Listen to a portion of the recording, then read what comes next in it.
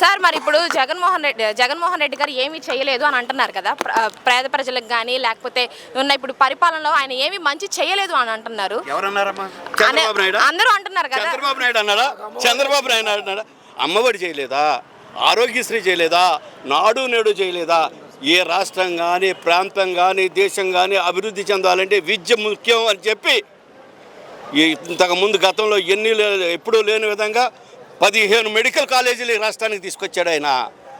నాడు నేడు చెప్పి వైద్యాన్ని ముందుకు తీసుకెళ్ళాడు.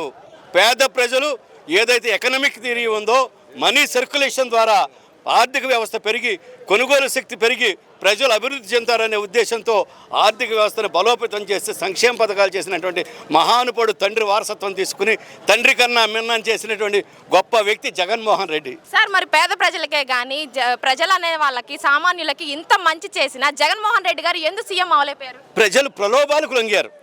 కేవలం ఏదైతే 6 సూత్రాలు చెప్పాడో 6 ఫార్ములా అని దాన్ని నమ్మారు ప్రజలు. జగన్మోహన్ రెడ్డి గారు ముందే చెప్పాడు. ఏం చెప్పాడు ఆయన? ఏదైతే చంద్రబాబు నాయుడు గారు ఉన్నారో ఆయన ఎన్నికల ముందు వస్తాడు, మీకు కేజీ బంగారం ఇస్తాను, BMW కారు ఇస్తాడు అని చెప్తాడు, బెంచ్ కారు ఇస్తాడు. అది నమ్మారో మీరు డ్రైన్లోకి వెళ్తారు అని చెప్పాడు. ఇప్పుడు అదే డ్రైనేజ్ పరిపాలన జరుగుతుంది.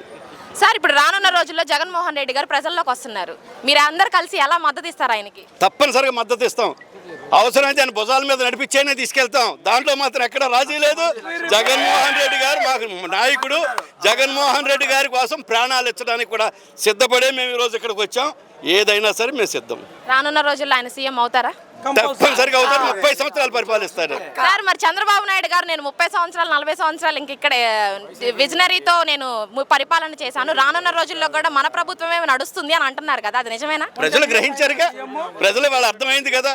సంపద సృష్టిస్తానన్నాడు, కాంట్రాక్టులు బిల్లులు ఇస్తానన్నాడు, ఏదో విద్యుత్ తీసుకెళ్తాను, ముందుకు తీసుకెళ్తాను, సంపద సృష్టిస్తాను అన్నాడు. ఏం సృష్టించాడు ఆయన? నిన్న చేతులు ఎత్తేసాడు. నేనేమీ చేయలేనని చెప్పేశాడు. ప్రజలు గ్రహించారు కదా.